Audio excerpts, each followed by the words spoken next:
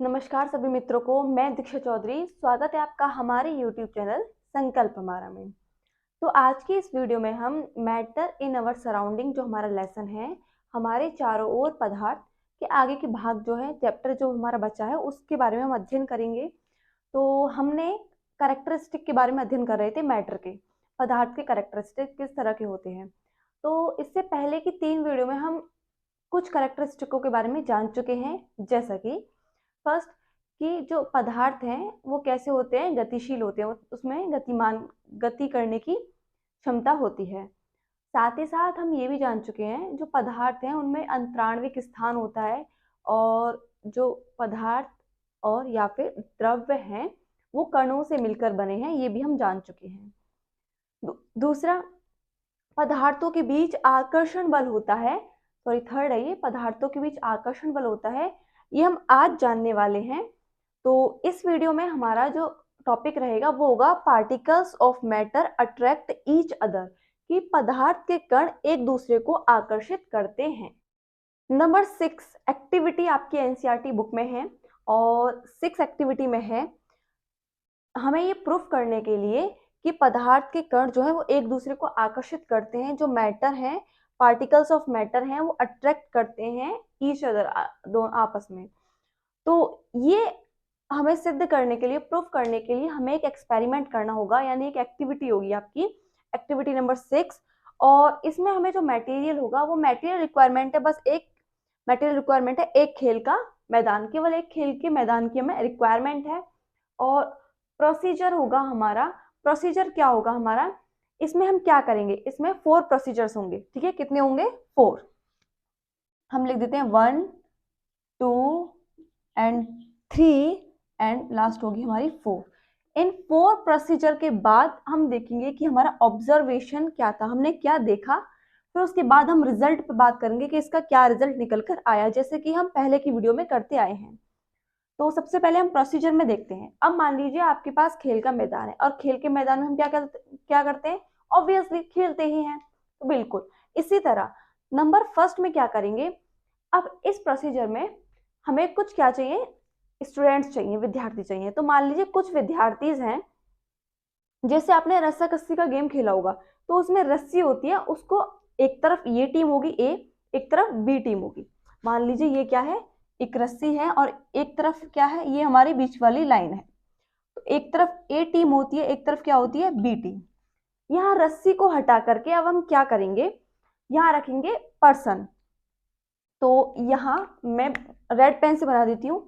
यहाँ पर्सन हो गया हमारा ये वाला 1 पर्सन, यहाँ हो गया हमारा 2 पर्सन, यहाँ हो गया हमारा 3 पर्सन।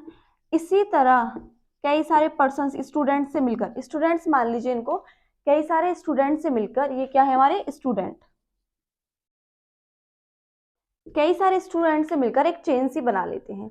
अब ये चेन, ये अब जो सेकंड वाला है फर्स्ट वाले को किस तरह पकड़ेगा, जो हमारी कमर होती है उससे, इस तरह हम पकड़ते हैं ना किसी को, इस तरह पकड़ेगा। तो सेकंड वाला कमर से पकड़ेगा फर्स्ट वाले को, ऐसे थर्ड वाला पकड़ेगा, फोर्थ वाला भी इसी तरह पकड़ेगा, फिफ्थ वाला भी। तो ये लोग हमें जो ये वाली चेन होगी ये किससे कैसे बनाई जाएगी, एक दूसरे को कमर से पकड़कर टाइटली तब बनाई जाएगी।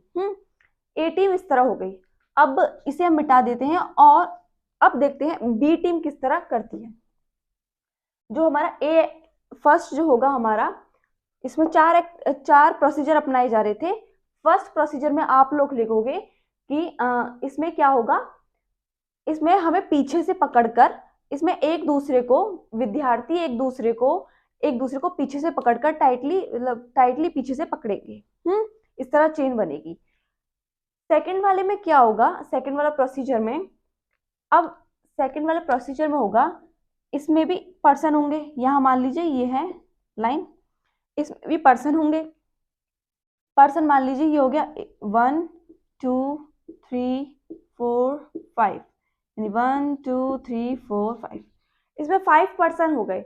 और इसे भी मान लेते हैं 5 पर्सन इसमें अगर हो गए हैं, तो ये लोग आपस में किस तरह पकड़ेंगे, ये लोग आपस में हाथों से पकड़ेंगे। हम हाथों से पकड़ के भी चेन बनाते हैं ना, सेकंड वाला फर्स्ट वाले के हाथ पकड़ेगा, एंड इस तरह थर्ड वाला सेकंड वाले के। इस तरह हाथों से पकड़कर हम क्या बनाएंगे, एक चेन बनाएंगे। तो सेकंड प्रोसीजर हमारा कंप्लीट हो गया। फर्स्ट प्रोसीजर में हम लोग पीछे से पकड़ेंगे, विद्यार्थी आपस में पीछे से पकड़ेंगे।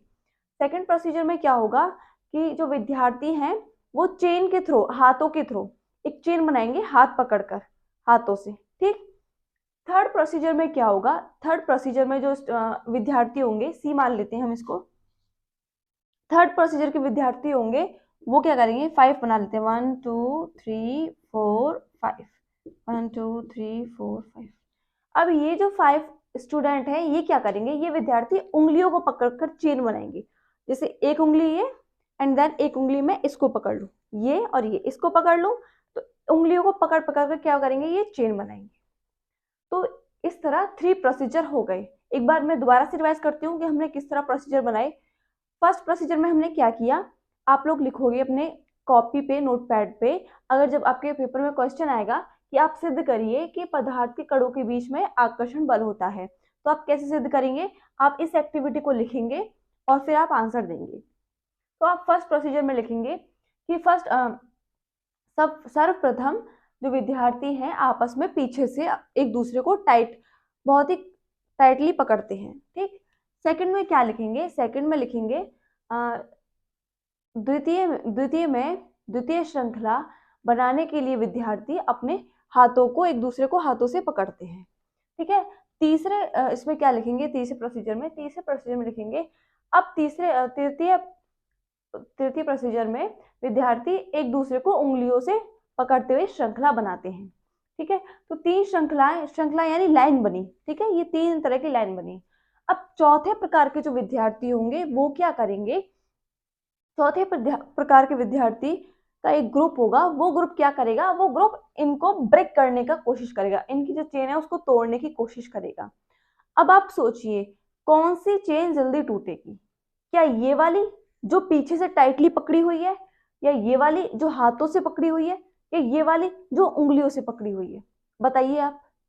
ऑब्वियसली बात है जो चेन सबसे नाजुक होगी वो होगी हमारी सी वाली, जो उंगलियों से पकड़ी गई है, और जो सबसे हार्डली टूटेगी चेन वो होगी ए वाली, क्योंकि पीछे से बहुत ही टाइटली पकड़ी हुई है।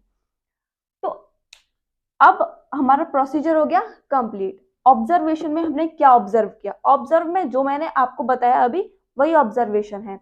हम लिखेंगे कि पहले वाले जिन विद्यार्थियों ने पीछे से और बहुत ही टाइटली पकड़ा हुआ था वो क्या है, वो श्रृंखला कठोरता से टूटेगी, जबकि जिन विद्यार्थियों ने उंगलियों से पकड़कर श्रृंखला बनाई थी वो श्रृंखला या वो लाइन आसानी से टूट जाएगी, ठीक।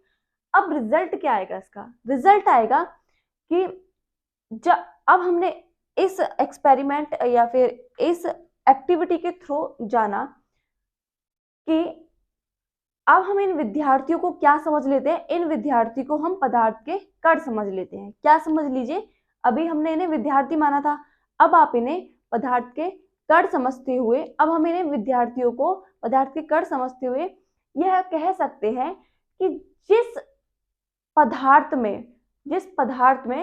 पदार्थ के कण आपस में कम दूरी पर होते हैं, कहाँ होते हैं, कम दूरी पर होते हैं, पास पास होते हैं, उनके मध्य आकर्षण बल ज्यादा होता है, जबकि जिन पदार्थ के कण दूर दूर होते हैं, क्या होते हैं, दूर दूर होते हैं, उनके मध्य आकर्षण बल कम होता है और उन्हें तोड़ने में आसानी होती है, जबकि जिन पदार्थ के कण क्या होते हैं, पास पास होते हैं और कठोरता से जकड़े हुए होते हैं, उन्हें तोड़ने में कठिनता होती है।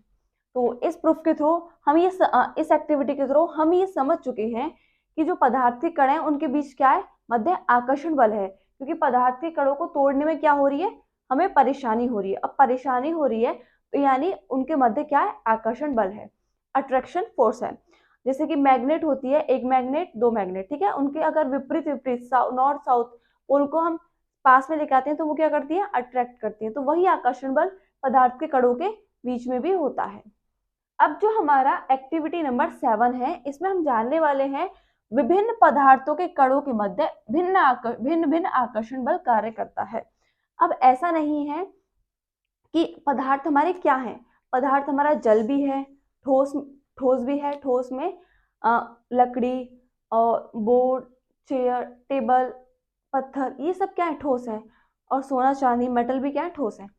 तो पदार्थ के कण में हम ऐसा नहीं कह सकते जो आकर्षण बल ठोस में है वही द्रव्य में होगा या वही गैस में होगा, नहीं। इसके लिए अलग अलग आकर्षण बल होता है, और किसी में आकर्षण बल प्रबल होता है, ज्यादा होता है, किसी में आकर्षण बल कम होता है। वही हम जानने वाले हैं कि कैसे आकर्षण बल कम और ज्यादा होता है। तो हमें इस एक्टिविटी में मटेरियल की रिक्वायरमेंट होगी। इसमें हमें लोहे की कील लेनी है, और साथ में चौक लेनी है, एक रबर बैंड लेना है, चाकू लेना है, हथौड़ा लेना है। ठीक, ये आप मटेरियल रिक्वायरमेंट में जब आप पेपर में लिखेंगे तो इसी तरह लिख के आना है आपको। अब आप क्या करेंगे, सबसे पहले लोहे की हम सबसे पहले क्या लेंगे, प्रोसीजर में आप क्या अपनाएंगे, फिर आप लिखेंगे प्रोसीजर। प्रोसीजर में लिखेंगे सबसे पहले हम लोहे की कील लेते हैं, लोहे की कील, चौक और रबर बैंड लेते हैं। ये आप फर्स्ट पॉइंट में लिख दीजिएगा, ठीक है। हम लोहे की कील, चौक और रबर बैंड लेते हैं। सेकंड में आप क्या लिखेंगे प्रोसीजर में, अब हम लोहे की कील को किससे मारते हैं, हथौड़े से मारते हैं।